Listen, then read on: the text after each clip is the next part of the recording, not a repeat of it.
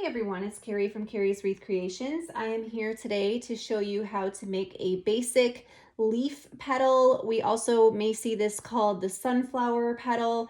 I tend to use this, I either use it as a leaf or I actually do sometimes use it on my sunflowers. So I will go ahead and show you this technique. We're going to be using poly burlap today, but you can use deco mesh, fabric mesh, any of that if you want. I just prefer poly burlap because when I'm making petals, I like the that it's a little bit on the stiffer side and they hold their shape pretty well. So I do have this cut at 10 by 10. Here are my factory edges. Here are my cut edges. I did use a wood burning tool in order to prevent fray. For this project, the other things you're going to want to have handy. If you're going to put this right onto a wreath, you're going to want to have either the board or the frame that you're working with. If you're just prepping these and you're going to use them later on, then you can have some little rubber bands or clips in order to hold them until you're ready to use them. And I believe that should be it. I do have a clip handy. I don't actually think I'm going to end up using it. For this, there's two different ways to do this. Okay. I'll show you both, and hopefully my mesh won't get too messed up after the first one because I don't want to grab another piece. I didn't grab one before the video started. So you'd have your poly burlap. It's curl side up. I do try to flatten this out a little bit before I use it, put some heavy things on it, but there's still a curl because it comes on a roll. I'm actually going to, the first technique I'm going to show you, it's going to be where I put it curl side down, okay?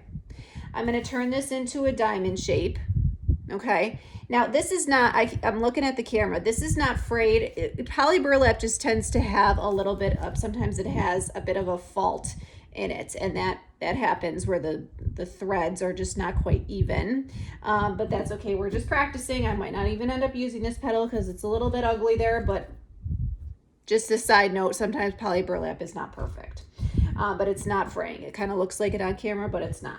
So I have my diamond shape, and then this is very simple. All you do is I start at the bottom and just scrunch up until we get to the top, just like this.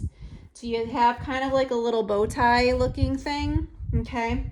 And then you just want to bring, now I'm going to be doing the right over the left. You just bring one of them up and over the other one, just like that, okay? And you just sort of pinch, okay? So you have this little like they're overlapping, but not quite. It still looks like two distinct petals, okay? And the reason why I chose to bring the right up and over the left when I did that, let me see if I can undo it and then do it again. So we had this, and I brought this up and over here and just readjusted where I was holding it down here till I just kind of pinch it till I have this. It's because here are my factory edges, okay?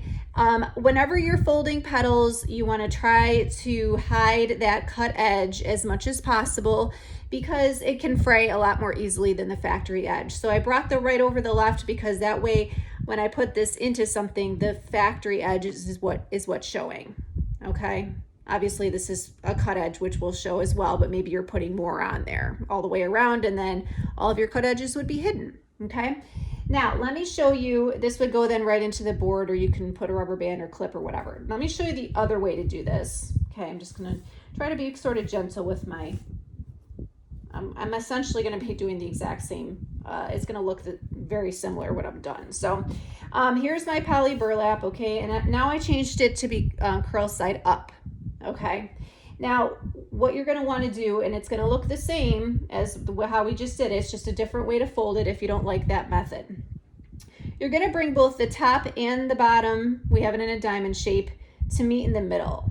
Okay, so the middle is like right in this diagonal here. So just kind of eyeball that, just like this. And the same with the top, so they're going to touch in the middle, okay? If anything looks off, like maybe I brought the top up a little bit more than I brought the bottom up a little more than I brought the top down. I just kind of want these to sort of look even, okay? And then what you do is you just scrunch along that, okay? So what you can see, it looks very similar to what we did before. So again, we just brought those two ends to meet in the middle, and then just scrunch right up towards where they're meeting, like right in the middle there, just like that. Okay. And then I'm gonna go ahead and bring, let's see. So my factory edges are a little bit opposite on this one than they were on the other one. So I want to make sure those the cut edges are hidden. So I'm actually going to, instead of, in the last one, I brought this up and over. I'm gonna actually do it down and around here. Okay, but you'll see what I mean in a second when I flip it over. Okay, so those are my factory edges. So they just kind of ended up on the opposite side as they did before. And if I want them to look even, so I might need to like just slightly readjust where I'm pinching here. Just like that, because I want these tops to line up. I don't want them to be completely overlapping, but I don't want one part of the petal to look a lot bigger than the other. I'm gonna go ahead and put a band on this. I'm not gonna use it right away. And this is just a little bit rumpled looking because we did fold it twice, but you're just gonna fluff that out. And that could be either something that you put as a leaf. You can certainly use this as a flower petal. I have before, but this is your basic leaf or sunflower petal.